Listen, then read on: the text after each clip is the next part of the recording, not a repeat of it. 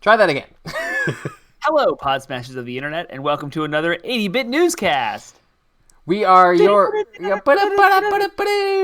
hosts, Penguin and Termite. I am Termite.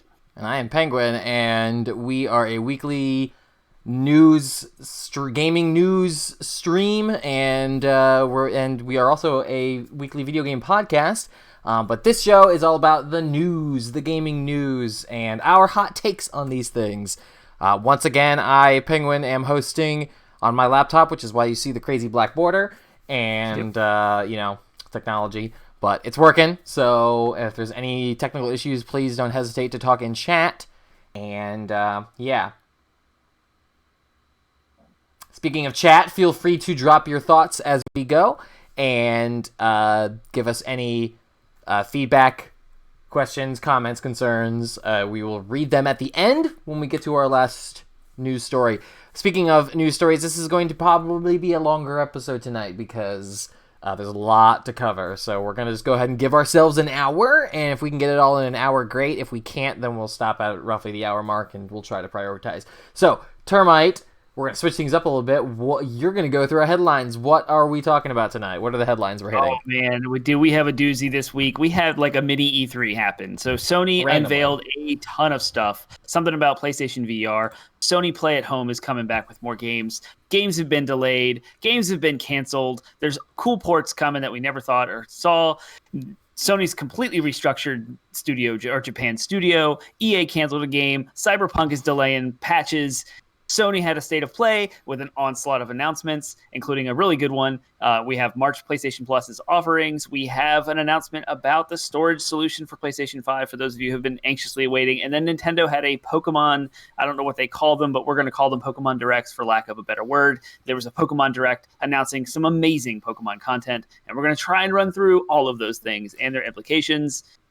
It's a lot. Yeah, we're going to give you our kind of takes on things. Since this is our news show, we'll give you some of our ideas for each news thing. And again, this is also a catered list. There is even more news. In fact, there's breaking news today that I would love to talk about if we have time.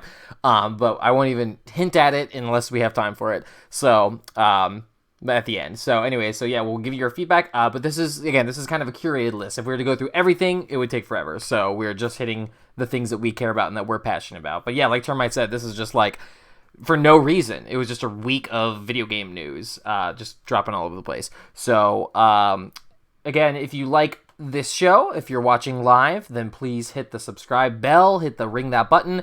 If you're watching this on YouTube later, then do the same thing, and that way you get notified anytime we are live, anytime we add new content. And then also check out our website, 80bitpodsmash.com, where you can find our podcast itself and links to all of our social medias where you can stay up to date with us and engage with our community. Check us out and engage with us and our community. So, cool. Then, without further ado, would you like to begin talking about the first story we have on our list? Sure, we're going to jump right into PlayStation VR, what we're calling PlayStation VR 2, but not officially confirmed. This article comes by way of Jonathan Dornbush over at IGN. PlayStation has announced the next generation of its PSVR headset, but it won't necessarily be called PlayStation VR 2, and it won't be coming this year. Sony confirmed that PSVR 2 will come to PlayStation 5 and will connect to PS5 with a single cord to simplify setup and improve ease of use while enabling a high-fidelity visual experience, a next-gen VR system that enhances everything from resolution and field of view to tracking and input. The headset will also come alongside the introduction of a new PSVR controller, seemingly replacing the PlayStation Move Wands from PS3, which will incorporate some of the key features found in the DualSense wireless controller, along with a focus on great ergonomics. There's still a lot of development underway for our new VR system, so it won't be launching in 2021, but we wanted to provide this early update to our fans as the development community has started to work on creating new worlds for you to explore in virtual reality. So this is something that we definitely had anticipated coming at any point. We did not expect an announcement this early. This is me talking, not reading. Mm-hmm. And it's amazing that they've reduced this entire VR situation from what used to be it was a box that was separate from your PlayStation and cables running in and out of the box and multiple cables in and out of your face. And it was just this clunky, it worked. It was a very, very elegant solution for what it was at the time, but definitely outdated. The resolutions were not so good. People were getting sick. So hopefully we can now leverage the power of the PlayStation 5. You have one cable. Hopefully it'll be easy set up. I can't wait. I'm really, really glad they're still continuing to push PlayStation VR. Apparently, they only made like 3 million units for PSVR, and it costs just as much as the system itself. So they didn't really make a lot of money on it, which shows that Sony really cares about this technology, and they really want it to be the future here. And I'm excited. I can't wait. I hope more than anything else, Half-Life Alyx, which is the big AAA kind of virtual reality game, comes to this. What do you think? Well, the big thing that I think stood out to me was the fact that they have the DualSense features in the whatever the controller is going to look like. Yeah. So it's probably going to be a two-handed, or like dual-wield situation like the Move was, because that's what most VR technology is right now. It'd be kind of cool if it was if it were gloves, and they could include haptic feedback in the actual gloves. That would be an awesome design there. But either way, it seems like they're taking the lessons that they've learned and the technology they've pioneered in the DualSense and are weaving that in as well. So, yeah, it's great. Not unexpected, though, of course. So, cool. All right. Next up is PlayStation. From their blog post, says Play at Home returns. 4 months of offers for PlayStation games and entertainment begin on March 1st. And this is written by Jim Ryan, the president and CEO of Sony Interactive Entertainment. Hello again. The past 12 months have not been easy, and we think we're all hopeful that we may be starting to see some flickers of light at the end of this long COVID-19 tunnel, thanks to the tireless work of the medical community and people around the world. I read that because it's pretty cool that Jim Ryan acknowledges it. So, last April, we launched what they called the PlayStation at Home initiative, offering up 2 incredible PlayStation games for free: Uncharted, the Nathan Drake Collection, and Journey. I like to think they helped make the year just a little bit easier. This year, we wanted to go further, so we've designed a series of free games and entertainment offers for our PlayStation community to make the next few months a little more fun and enjoyable. This year's Play at Home initiative is kicking off in March and extending through June. So March 1st, we get Ratchet & Clank from PlayStation 4 available for free to download for a limited time through the PlayStation Store. I do believe that this does not require a PlayStation Plus account, so it doesn't count as the PlayStation Plus offerings. Right. This is totally free for anyone who has a PlayStation 4 and an internet connection. And then at the end of March, there's a joint venture between Sony Pictures Entertainment and Aniplex of Japan to give you Funimation. And they're kicking a special offer, extended access for new subscribers to Funimation or Wakanim in the countries they are available. It's an anime-focused subscription service. So I guess they're giving you like a trial or like extended stuff, That's starting March 25th. Awesome. So looking at that, And they don't have any more to announce yet. So that is March's offerings. Expect, each month till June. That's cool. Yeah, so they got 4 months worth of games. I always thought this initiative was pretty cool of them, because it's encouraging people to social distance using video games, which is one of the best tools we have to social distance. So lots of games and it seems like they're picking games that are approachable for new audiences, people who may have never picked up a PlayStation controller in their life. Ratchet & Clank's a great first game for that. Same with Journey and Nathan Drake Collection. So hopefully we continue to see choices like that. I laugh, though, because these are all games that I already have, either through PlayStation Plus. I have a physical copy of Ratchet & Clank on my shelf, and I got it for PlayStation Plus, and now this. It's like the third. Yeah. And the PlayStation Plus collection. So it's actually the fourth time I have been offered Ratchet & Clank. Third time for free. But yeah. That's pretty funny. Yep. So, but it's still cool. I like that they're doing this. So I've got friends who have PlayStations, but maybe not. I don't think they have PlayStation Plus. So I'm like, grab Ratchet & Clank, and then maybe you'll be interested in getting the new one when it comes out, which is what PlayStation's hoping as well. Yep. The timing of that. But I didn't know about the Funimation thing. That's awesome. I love Funimation, and I love their offerings. I love anime, so I always feel the twinge to get myself a Funimation account, and very rarely do I actually do that. So I've done it before, of course. So I'll have to make sure it's a new account, if you know what I'm saying. But yeah, I'm looking forward to being able to take advantage of that at the end of March as well. So cool. All right, sweet. Moving along. It's firing rapid fire here. The next article up from IGN again. Jonathan Dornbush hits us. Gran Turismo 7 has been delayed into 2022.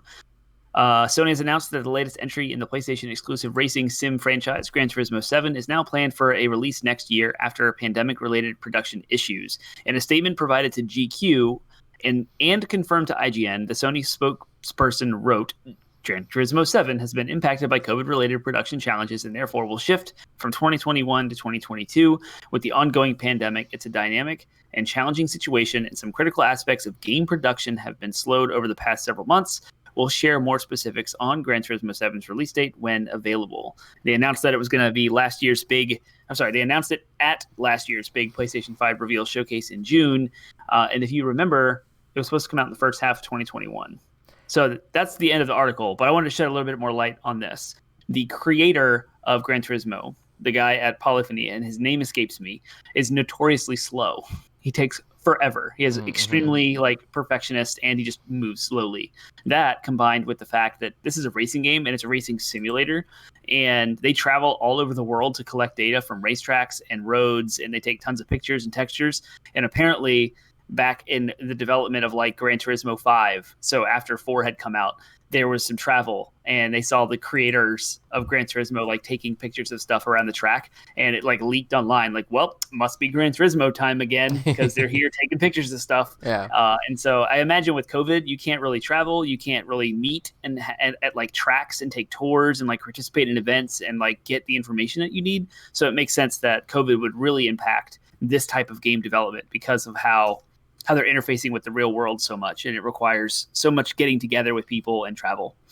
It's also just it's gonna happen. Just don't any game that has a release date, even if it has a release date, even if the release date is next month, just don't count on it until the day passes and the copy is in your hands, because everything's getting delayed right now for obvious reasons, and we talked about it enough before. The basic gist of it is, last year, all the games that came out and were also delayed, they were almost across the finish line. This is the year where, COVID hit in the middle of development, so or near enough to the end of development, but not quite there, where it's just things are going to get delayed. So there's a leak about a game that we may or may not have time to talk about tonight, but when you had mentioned you had mentioned that people are suspecting it's coming out in 2022. I'm like, duh! It doesn't even have a trailer yet. It doesn't even have a release date yet. Of course it's coming out in 2022 because even games that have trailers and release dates are getting delayed this year. So, so cool. All right. This is just the beginning of our delays and cancellations. Games getting delayed is one thing. Games getting canceled is another thing. So. And COVID continues to wreak havoc on the gaming industry. And so now we're going to talk about BioWare. Good segue. And it's update about Anthem. So if you remember, a couple of weeks ago, we talked about how there was going to be an update on Anthem in the next week. There was a discussion. They were getting together to decide the future of Anthem. And the results of that have come to fruition. Yes, but we didn't get the results for a while, and everyone anticipated like, if they're going to talk about it, if it was a good thing, we would have gotten announcements immediately, but it was not. And here we are. So here's BioWare's blog post right from their website. Since Anthem's launch, the team's been working hard to continually improve the game, releasing multiple updates that brought with them a variety of improvements and introduced new content to play. Towards the end of 2019, we expanded on that effort and started working on a more fundamental restructure of the game. 2020 was a year unlike any other, however, and while we continue to make progress against all our game projects at BioWare, working from home during the pandemic has had an impact on our productivity, and not everything we had planned as a studio before COVID-19 can be accomplished without putting undue stress on our teams. I feel like I'm reading the same paragraph over and over and over again. Like with every cancellation and delay. It's like they don't need to explain it. They just need to say COVID. COVID. Because COVID. Like we know, we get it. So I know this would be very disappointing to the community of Anthem players who have been excited to see the improvements we've been working on. It's also disappointing for the team who were doing brilliant work. And for me personally, Anthem is what brought me to BioWare, and the last 2 years have been some of the most challenging and rewarding experiences of my career. Let's see. The actual cancellation quote is, why is it not here in this article? Why would they not actually say, in the spirit of transparency and closure, we wanted to share with you that we have a difficult decision to stop our new development work on Anthem. We will, however, continue to keep the Anthem live service running as it exists today. So, what do you think? Your little note there says Anthem canceled, sort of. I mean, the game itself isn't canceled. It's still, it's a live service game, so the servers are still on. For how That's why I long? said sort of. For Yeah. how long? We'll see. But yes, it is, the game. You can still go play the game now if you own it, or you can still go buy it if you don't own it. That's still a thing. It's still a game that exists out in the world. But there was this big overhaul planned, and now that overhaul is canceled. So the game is effectively dead because of the game like this. If it's got no new content coming down the pipeline, it's just a matter of time till they shut off the servers. So yeah, I think you and I have both expressed like, well, it's sad because this was a game that was primed to have a comeback. And could have been. There's a parallel universe out there somewhere where COVID didn't happen, and Anthem Next came out and it was fine. They should have released it. They should have, we've talked a lot about Anthem, and the development was fraught. There were things that could have been done where it wouldn't have been such a crap show in the first place that needed an overhaul. But here we are. If it's going to be bad, at least give it a chance. It was a game that had a lot of potential. I think I read an article. I don't know if it was Kotaku or what, but some article, someone was talking about the lament that the community, the Anthem community, was having. And I even though I don't really play Anthem anymore and I never got super into it, I can still echo this sentiment, which is it was a game with a lot of promise. There's nothing else like it on the market. I mean, there's plenty of live service looter shooters, but none of them that let you fly around like Iron Man, you know what I mean? Like, and have that very, very open, open skies flight, and all that, Iron Man suit action. That's not something. I mean, the closest is the Avengers game where you play as Iron Man. Right. And even that didn't have the same weight and feel as it did in Anthem. So yeah, it had a lot of potential, and it's sad that it's not going to get a chance to live up to that potential due to mismanagement and poor choices on BioWare's part. So it is with the final nail in the coffin being right. And again, I if there's anyone to blame in this case, it is BioWare. This game was entirely mismanaged. Maybe from the start. Maybe EA, but mostly, I mean, even EA. We've read that whole story from Jason Schreier. So this game was the epitome of a big developer thinking that they were unstoppable and invincible, and messing up something that could have been really good. So, good segue into a smaller story that kind of came out as a result of this. Sure. Was that EA announced that Dragon Age is going to have single player only experience. Is now a single player only experience. Actually went out. Bloomberg reported, speaking of Jason Schreier, he said heavy multiplayer component was in mind. Like Dragon Age was being designed with heavy multiplayer. Course. Yeah, that was. And so like EA has been shoving multiplayer modes into everything that they've made ever since, all the way up until Jedi Fallen Order. Which thank you fans who bought Jedi Fallen Order and loved it and talked about it so much, because the success of Jedi Fallen Order proved to EA it is a viable market. There's money to be made.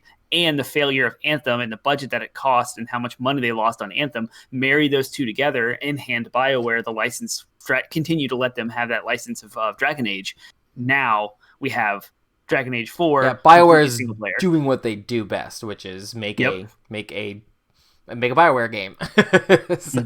And interestingly enough, we lost Hudson is his name. I forgot is it Casey Hudson? I think sounds right, but I'm not he sure. left after this, and so like now BioWare is in a new era, the post Casey Hudson era, and we're gonna see like they have Mass Effect coming, a new entry plus the Legendary Edition, and now this Dragon Age 4 being completely single player, and we have Anthem off the plate. Like it's no longer there; it's not in the way. Right, they can focus on doing what they resources. do and make a They need to make a comeback. They really need to make a comeback, because if they don't, they're probably on the chopping block. If Dragon Age whiffs, then that would be three in a row. 3 strikes, you're out in my mind. So we'll see. But cool.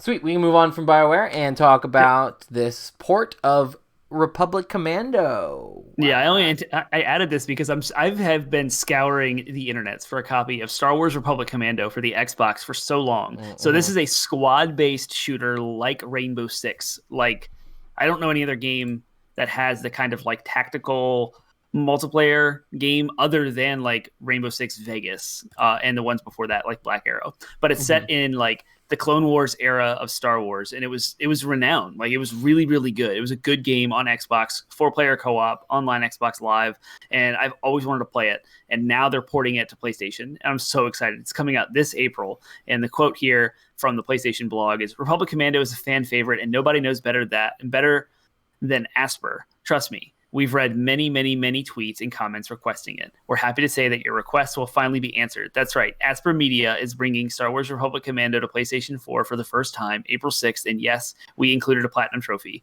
It's been a few years since the original release, so allow me to reintroduce you to Star Wars Republic Commando and Delta Squad. And it goes on to talk about like the inner workings of the game and the squad and the co-op stuff and like modernized controls. I'm very, very excited. And cool. Yeah, hopefully the platinum won't be stupid, and hopefully some people will play it with me. No, sorry. Stupid. Are we even friends? No.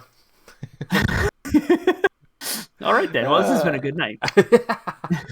You lost a friend tonight. Oh, that's funny. Anyways, cool. Moving on to our next story. Yeah, we're still not done. We're not even halfway through. Still got so much to get. Yeah, we got a lot going on here. All right. It's been a busy week. It's crazy thing after thing.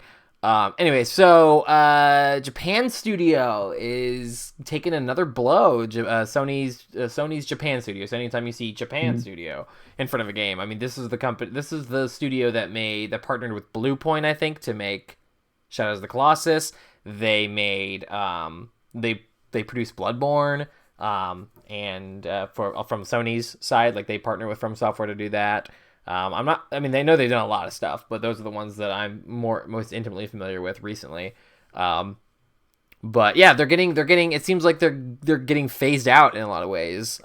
They've lost a lot of employees, big names in their company, in their development company, and then also now they're being recentered around Team ASOBI. So. You want to read the IGN bits? Yeah, sure.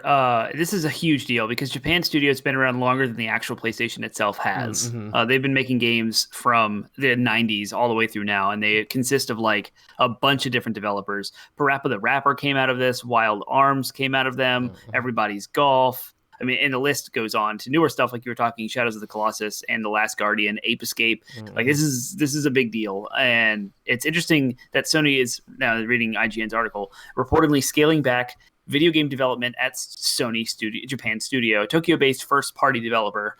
According to sources, VGC is reporting that a vast majority of Japan Studio's developers have been laid off after their annual contracts weren't renewed. What remains of the studio are the localization and business staff, as well as the ASOBI team, which is the developer of Astrobot. Mm-hmm. ASOBI will reportedly continue making games as a standalone studio. And then there was an update to this, and I don't know when the update was posted, but IGN has it here at the top.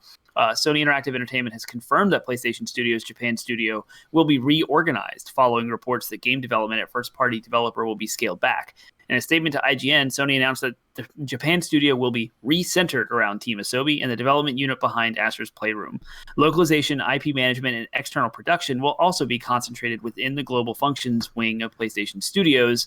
Sony launched PlayStation Studios as a new umbrella brand that houses the company's first-party game developers, including Santa Monica Studios, Naughty Dog, Sucker Punch, Insomniac, and more, effectively shifting parts of Japan Studios' assets to the global brand. So at first it seemed like a big layoff, a big scale back, but then Sony clarified and said, no, we're actually moving. Yes, there's a layoff. Yes, there is a scaling back, but it's not as bad as it seems. They're actually moving stuff up to the global brand, up from just the Japan Studio. Mm-hmm. So it's I remember he reiterated during something recently. He was like, I remember he got up and he was like, we really value our Japanese audience or whatever consumers or whatever. I don't remember the exact word he used, but I remember that seemed a little weird when he first said it, and now I understand why. I'm like, oh, he was, because this stuff is happening with Japan Studio and it's been rumored for a while to be happening. Mm-hmm. He was trying to get ahead of it and make sure people didn't misunderstand what they were doing. Yep. So cool, awesome. I actually just realized that I am running low on battery on this laptop because in my hubris I thought I wouldn't need to plug it in. Ooh, getting So cocky. So I'll read the next story while you go grab a cord. there you go. Sounds good. I'll be right back. So EA continues to be in the news, not just related to BioWare. According to GamesIndustry.biz, Marie Delisandre has reported EA cancels Motive's Gaia after 6 years in development. I don't know if you guys remember this game announced, but I kind of do, and I was a little interested in this, but it was a new IP. It was teased last year, and it's been going through a turbulent development journey.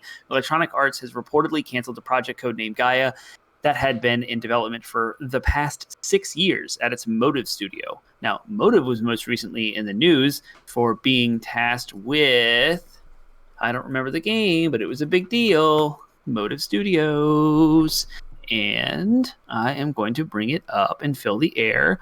And they just made Star Wars Squadrons, and I do believe they're still being tasked with a fun new announcement, and I don't remember what it was, and I'll have to have Penguin fill me in. So according to Bloomberg, the cancellation of the new IP is due to resource shift after company reviewed projects currently in development. This follows the announcement that another EA studio, BioWare, will be stopping work on Anthem. Sources close to the matter told Bloomberg that Gaia's development until now had been turbulent, and that the title had been through at least one major reboot. Work on the project reportedly started around the time Jade Raymond joined EA in 2015 to head up Motive, which had just been created. In an interview with IGN at the time, EA's then executive vice president Patrick Sutherland touched upon EA's wish to expand its portfolio with a gigantic action games like Assassin's Creed or Batman or GTA, and hinted at Motive as the studio tackling the challenge. It is believed that Gaia was the IP in question here. But ongoing issues at Motive, including the merge with BioWare Montreal in 2017, led to quote cultural clashes and the departure of lead game directors, Bloomberg said, which in turn led to Gaia being rebooted in 2018. Raymond left Motive in October of last year. The project wasn't officially introduced to the public until an EA Play in June 2020, where it was presented as a, quote, highly ambitious, innovative new game that puts the power and creativity in your hands, and, quote, an experience that would have been impossible without next-gen technology. EA's Motive Studio will not be affected by the project's cancellation, Bloomberg said. Wow, you read the whole article while I did. Got the. I don't have the camera. I have no idea what you're doing. So, do you remember Motive was in the news, Motive Studios, because of a new game that was announced, and we knew it was coming from Motive, but I don't know what it was. Do you remember? Nope, I don't remember. Sorry. Anyways, this was a game that didn't actually have, like, it was never really announced. It was just codenamed Gaia, and right. It was in development for 6 years. Oh, yeah, that sucks. And it was rebooted in 2018 because of development woes. Yep. So it's interesting. But, man, it's driving me nuts. The new announcement, what Motive Studios is working on. And you can just keep going, I guess, because it doesn't really matter. I can't remember. All right, well, more cancellations from EA. That's two in 1 week. That's a lot of resources. So yep. Cool. All right, Cyberpunk's patch was getting delayed. We had talked about how they got hacked, and they specifically cited that hack as a reason as to why their patch 1.2, which is supposed to include a lot of fixes, especially for the older generation consoles, has gotten delayed. So, sucks. Yeah.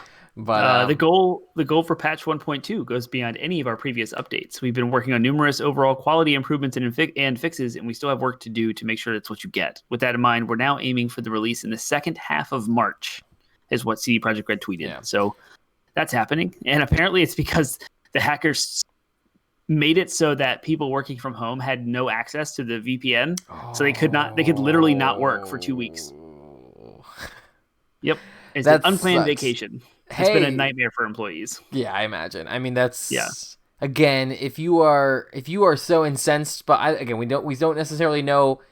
We talked about this last time when we talked about the hack in the first place. We don't necessarily know if their motivation was just like, we're going to go after CD Projekt Red because of how terrible Cyberpunk is, or if they were just, again, if it was just a matter of opportunity and they used the news around it as sort of a,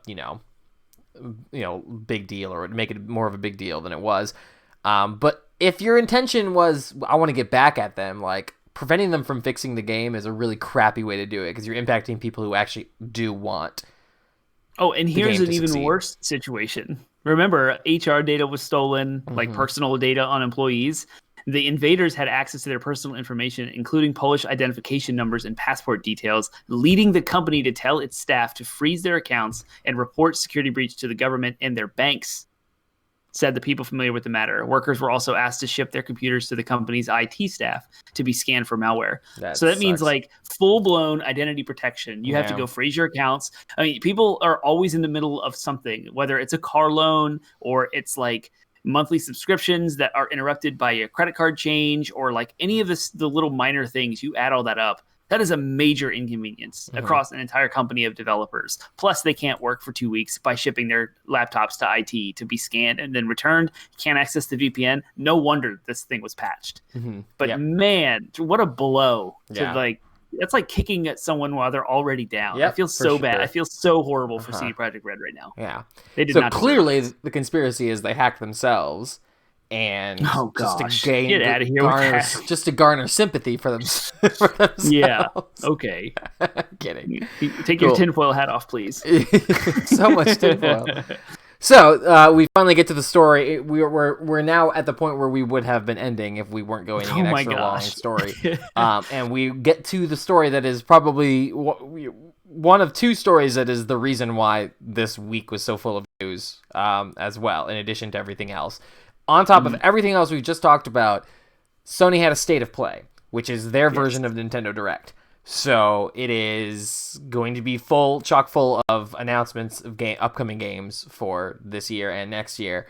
So we're going to just try to blast through the stuff that was announced. We're not going to go through everything because I do want to take a moment, though, to talk about this actual State of Play. Sure. Like, what was this? Were you excited? Were you hyped? And I'll start by saying it was kind of lackluster. It didn't really have a place. No Elden Ring was announced. Well, there's that. But note that there was this rhythm of third-party rotations, and it felt so much like, oh, here's your spot that you paid for, Activision. Here's your spot, EA. Yeah. And I say this because, like, Crash Bandicoot 4 was shown off first. Okay. It was more of the same. It wasn't DLC. It's a PS5 patch, but it was a very long trailer. That's Activision. Yeah.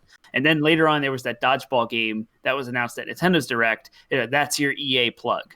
And it just like the cycle continues, and there's no first party showings here at all. So no Horizon, no Gran Turismo, no Ratchet, no God of War. I mean, that's not going to happen. But like, there's no first party. Kena Bridge of Spirits, is that?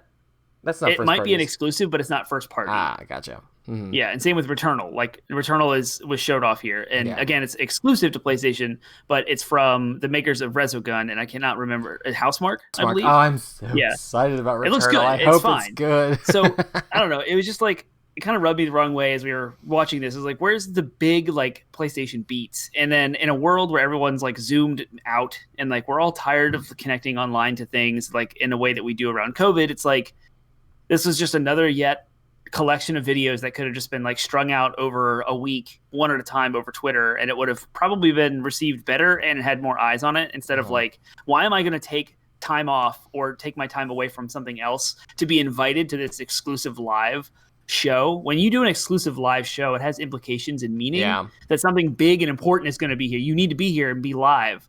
Versus like all of these trailers could have been shown off. I don't know. It's a little bit of a rant. Elden Ring.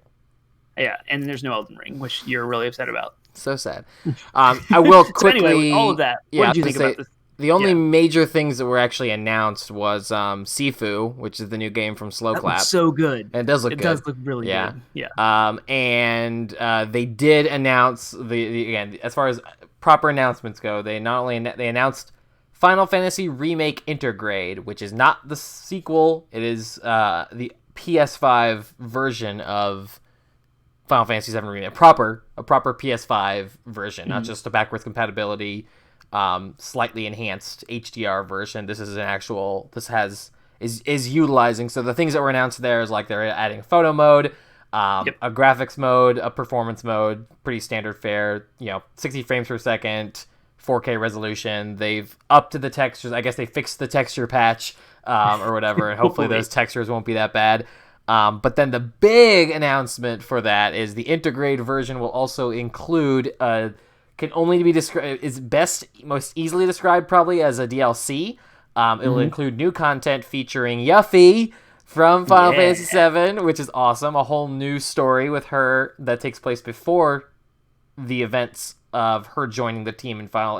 It'll take place alongside the party in Midgar, but it will be Yuffie. She doesn't join the party in the original. She doesn't join the party until after they leave Midgar, so this will be a whole new story content with a new character. There's a new character that joins her that's partied up with her.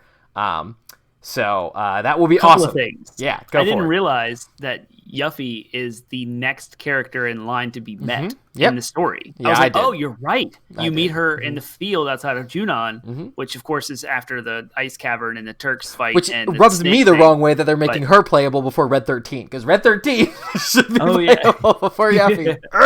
Yeah, that's funny. I didn't even think about that. Yeah. But that's one thing. And then the second thing I was thinking is if the character that was showed off alongside of Yuffie doesn't die, then there's major implications for more story changing that can happen in the remake. For sure. So that's interesting. I'm secretly hoping that somehow, I know it doesn't make sense based on where this character is in the story, but I'm secretly hoping that they also add a third playable character for her party in the form of Vincent. That would be interesting. Because they showed off in the story trailer for that, they showed off the villain from Dirge of Cerberus is going to be in that chapter, the Yuffie chapter. Yeah. So I'm like, Vincent. Maybe he'll make a cameo. Vincent. Yeah. So, anyways, there's a lot they can do with that. It's awesome. It's very exciting. So the sticking point with that is the Yuffie chapter is going to be exclusive to the PS5. You will not be able to get the Yuffie chapter on your PS4 version. However, it will be an additional cost. You'll get, if you have the PS4 version and a PS5, you'll be able to upgrade to the PS5 version for free. However, you will still have to buy the Yuffie content separately, but worth it in my mind. So that's all coming out in June. So yeah, June. It's pretty quick. Yep. Other than that, they showed off some basically just more footage from games that we already knew were coming out. Solar Ash had a really cool feature. That dodgeball game, Knockout City, that was announced in the Nintendo Direct was shown off. Returnal was shown off some story content. Crash Bandicoot's PS5. Returnal actually showed UI, so we actually got real gameplay, what the player's going to see for the first time, and that was nice to see. Yep. And Friday night, Five Nights at Freddy's, was that announced? Or that was just gameplay footage? They've shown it a lot. They really didn't need to show it again. Yep. Oddworld Soul, another game they've shown a lot. They don't need to show more of. Oddworld Soulstorm. They showed off. It's free in April.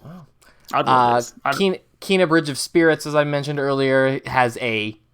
It was announced earlier. They showed off gameplay, and it's got a August release date. So it was originally scheduled for March, and now it's coming out in August. Deathloop showed off some gameplay. May 21st. Yep. As a release date, which is that was the announcement. Cool. So that was the entire state from all of play. those. Exactly. Cool. Boom. Yep. That was quick. All right, cool. Nice. Blasting forward then. We still have about 20 minutes, so let's try to get this through. Square Enix tweeted out two big announcements through tweets. I guess it's not really big, but two further follow-up announcements regarding Final Fantasy VII with two mobile games. One of them is called First Soldier. It's a battle royale game set in Midgard 30 years before the events of Final Fantasy VII. You play as a soldier candidate and fight for survival. And it's a mix of third-person shooter and Final Fantasy-style combat. It's due out some point in 2021. And the second mobile game is Final Fantasy VII Ever Crisis, which is described as a chapter-structured single-player game that covers the whole of Final Fantasy VII timeline, including the events of the original game and the Final Fantasy VII compilation titles. That means Advent Children, Before Crisis, Crisis Core, Dirge of Cerberus. It's all one package. Yeah. It's all due out at some point in 2022 for iOS and Android. And there's a trailer, and it shows like remake, demake type. Yeah. Well, it looks like it's a sort of better looking version of Final Fantasy VII with the kind of polygonal top down when you're out in the open overworld. But then when you go into combat, it looks like a turn-based combat system with the same graphics or similar graphics to Final Fantasy VII Remake. With those enhanced character models and stuff like that. With all that said, my favorite comment on this, I think I saw it on Facebook, my favorite comment about Ever Crisis was someone said, so they're making the Final Fantasy remake that we originally wanted them to make. Like, this is what everybody originally wanted when they announced Final Fantasy VII Remake. So I thought that was amusing. But but it is, so those are the two titles that we were theorizing because Sony or Square Enix had copyrighted them or whatever. So those are the two titles that we had theorized. Maybe one of them may be associated with Sephiroth. Yeah, I was and the other really, one... really hoping that Ever Crisis was a remake of Crisis Core. Right? Yeah, no, it's not. And I was hoping the First Soldier would have something to do with Sephiroth, and it's a battle royale game. So, which I'm like, it actually looks kind of fun for a battle royale game, but I was also like, but it's battle royale, like, and it's on a mobile device, right? Yeah. Yeah. So I'm sure it'll have a port. If it's successful, I'm sure it'll have a port. Like Genshin Impact, right? Yeah. So cool. All right. Moving along. Speaking of Final Fantasy VII, Sony continuing news. to roll that forward. Exactly. March monthly games for PlayStation Plus have been announced, and we have Final Fantasy VII Remake headlining. So if you don't have it and you still haven't played it, you have no excuses. Well, I guess if you don't have a PS Plus excuse, that's your only excuse that's valid. Now, get this game and play it. It's a blast. It was my favorite game from last year. So, yes. Yes, PS so Plus. good. Cool. Yep. Followed up by Remnant from the Ashes on PlayStation also 4. Also, an incredible game. So play that too. You have 2 incredible games that you get for free for PS Plus this month. It's a really good lineup. And then there's a PlayStation 5 game called Maquette, which I don't really know much about this. And if you guys don't know either, I'm going to read this little blurb just to describe what it is, because it's a PlayStation 5 game, and I'm interested. But all that is tiny is simultaneously huge in this intriguing first-person puzzler designed around Ashar-esque recursive simulation, making it a PlayStation 5 debut as part of next month's PlayStation Plus. Maquette sets you in the center of a world, the rules of which are very different from our own. Solutions to puzzles require you to twist the world recursively, manipulating the landscape of a diorama. Will see those changes mirrored in real-life versions that surround you. If you get perplexed by a puzzle, you can call up PlayStation 5's Game Help for helpful hints to solve Maquette's tougher conundrums. So who knows, if the trophy is easy and there's a guide that walks me through how to do all the puzzles because I'm lazy, I'll jump right into that. Defeating the entire purpose of the game altogether. Yeah, just rip that apart. And then interestingly enough, now the fourth offering this month for March is Farpoint, which is a PlayStation VR title that I've played with Jimothy, and it was awesome.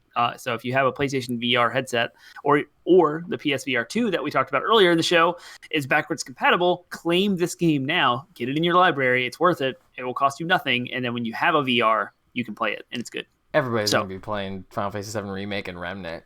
So there'll be too many. Yeah. Well, I'm saying if you get a VR later, get a VR headset later, have it in your, which is why I have a PlayStation Vita with 80 some titles on it, because I claimed every single one of them throughout years and years of PlayStation Plus. There's my plug. Always claim your titles every single month. You never know when the whenever it's on sale, buy 3 years of it at one time. Yes. Yes. That way you never run out. Cool. Never run out. All right. Final PlayStation story for the night. It's been a lot, but the last PlayStation story is finally the PS5 NVMe storage is being enabled this summer. So that's great. You'll finally be able to expand your hard drive with a solid state drive, a compatible solid state drive, external hard drive. So hit me with the Bloomberg report. The Bloomberg report, written by Takashi Mochizuki. Sorry for the butchering of that name. Sony Corp is preparing to open up its PlayStation 5 for internal storage upgrades this summer, lifting a bottleneck that prevents gamers from having more than a few marquee games on their console at one time. People briefed on the plan said. Adding support for additional devices will be enabled with a firmware update that also unlocks higher cooling fan speeds to ensure the console doesn't overheat. The people said, asking not to be named because the plans are not yet public. The PlayStation 5 comes with a custom solid-state drive with 667 gigs available for storing games, apps, and media at a time when one Call of Duty game exceeds 133 gigs of installation, and most major titles take up 40 gigs each. And it goes on to talk about what the customized architecture is and how they blocked the M.2 SSD storage in the past. The slot is like you get to it by taking off one of the face plates, and you can stick a drive in there. And there was previously, this has been talked about, like Mark Cerny said, that there would be a specific specifications that certain drives would have to meet in order to be qualified as like eligible to work with PlayStation 5, given the high speed constraints of the architecture. So, not constraints, requirements. Mm-hmm. And so I guess we'll have more information on all of that. What drives work? What can you buy? What are the specs? What are the speeds? All of that's awesome and really, really cool. But what I'm reading between the lines here that they're not talking about at all is the fact that we're getting a major firmware update in the summer. What other things will come with that? What kind of UI improvements? What kind of things do we get to look forward to? Customizations? Because there's been a lot of gripes about like not being able to hold the PlayStation button and turn your console into rest mode is crazy. The nested, like how to get to voice chat and get in and out of party voice chats and how the party system works has been criticized up and down, left and right. So I can't wait for the big summer firmware update to see how they evolve the UI. I hope so along too. with storage drives. Cool. Yep. Okay, finally, we're at our final announcement for the night. So if you are watching live and you haven't added any comments and want to, then please speak now or forever hold your peace. Our last thing for the night is right on the heels of the State of Play being announced. Like right before it actually went live, I think Nintendo announced a Pokemon Direct the following day. Those two aren't necessarily related. They just happen to be coincidentally scheduled right around the same time. And within this crazy, crazy week of news already. So, Pokemon Direct happened. Termite, you want to talk about what was announced? Yes, I do. But you reminded me of one last thing that before we jump into Pokemon announcements was the reason why there were so many announcements this week and so much industry news is because the end of the quarter is happening and shareholders are curious about the futures of all of their money. So everything we've heard across all the publishers, development studios, yes, mostly focused on Sony, have all been revolved around this date. The end of March is the end of the fiscal year. Like this would be a great time for some kind of end of Q1 event, the yearly annualized event. So let's make it happen. Penguin and Termites Q1 E3. Yes. So anyway, jumping into Pokemon, oh my gosh, this Pokemon announcement was amazing. I highly recommend our entire audience and everyone who's listening, I don't care who you are, go to the Pokemon YouTube channel and watch this. There is a montage of 25 years of Pokemon, and it is one of the most charming, wholesome, nostalgic, amazing videos put together by the Pokemon team yet. Usually these marketing montages are just like big music and they show off all this stuff and it's kind of marketing PR, but this like shows every piece of technology and innovation that Pokemon has brought to the table and how Nintendo has tried to think outside the box and do all kinds of wacky, crazy stuff. Most of it didn't stick. It's a lot of things, but it was really, really cool. So I highly recommend go watch that video. I watched it like twice the day it happened and like bits and pieces of it since then multiple times.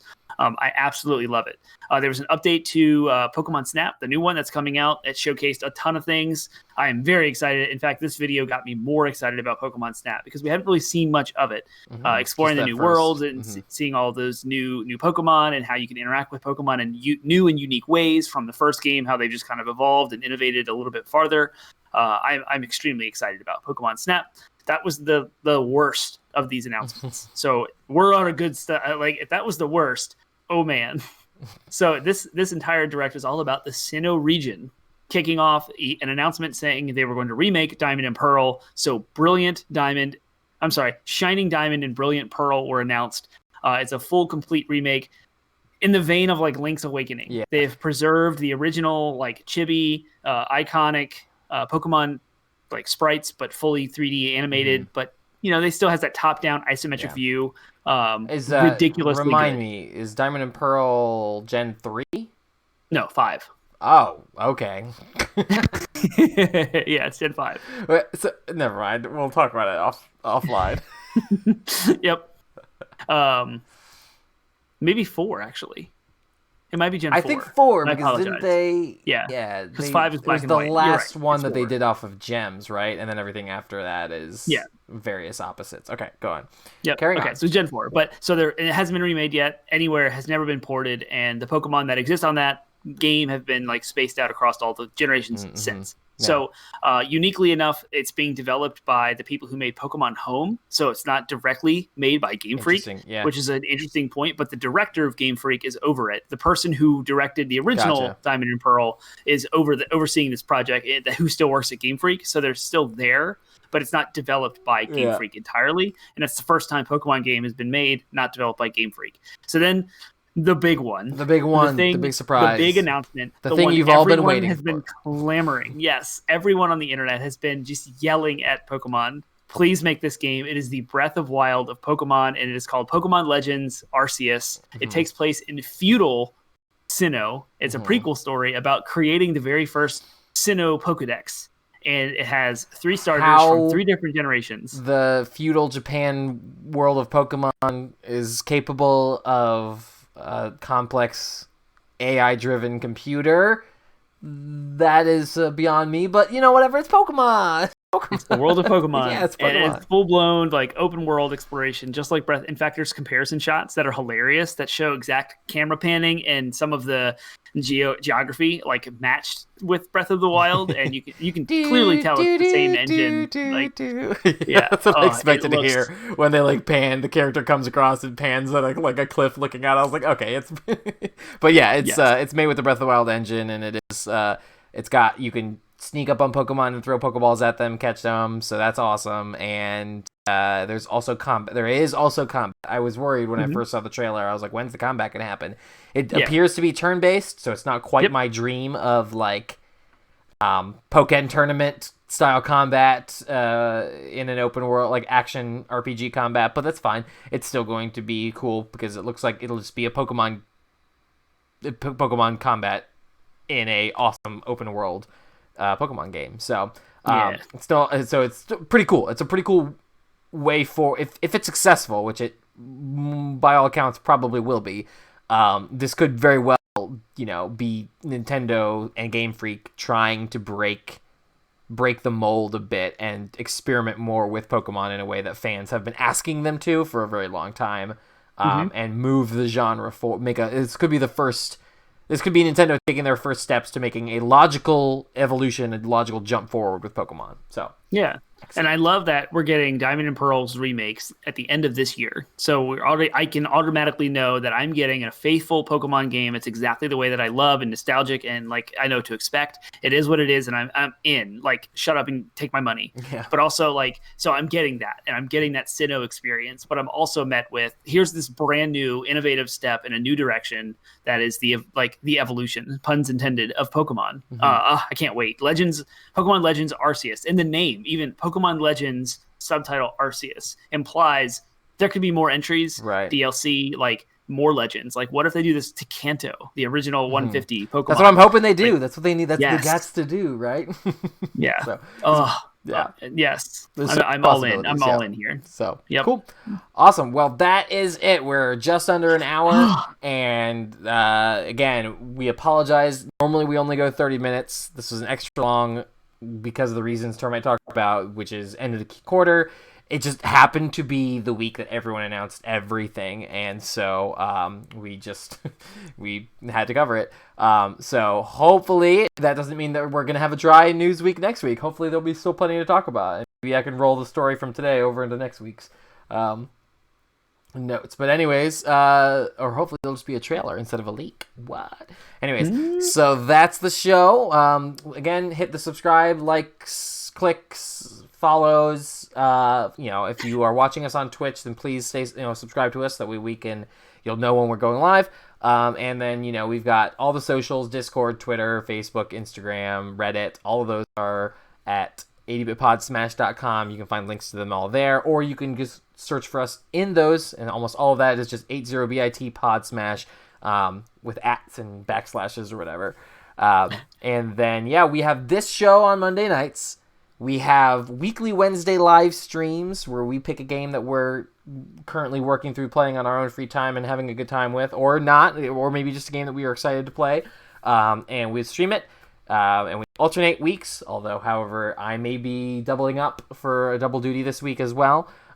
So you can check those out on Wednesdays, and then also on Mondays, in addition to this show, our podcast goes live at midnight. So if you want to hear our beautiful voices, but don't have to look at our horrible faces, then that's where you can enjoy that content. Speak for yourself. So. Sorry. This horrible face. So anyways, if you enjoyed all this and more, then please, subscribe, follow, click, share. Yeah, if you want to talk about us to your friends, that's the best way to spread, get the community to grow. If you like our show and our audience and you want to interact with us, like jump into our Discord and talk with us and interact with the people that are already there. Bring your friends with you, and then you have someone you can already talk to and introduce them to our cool clan.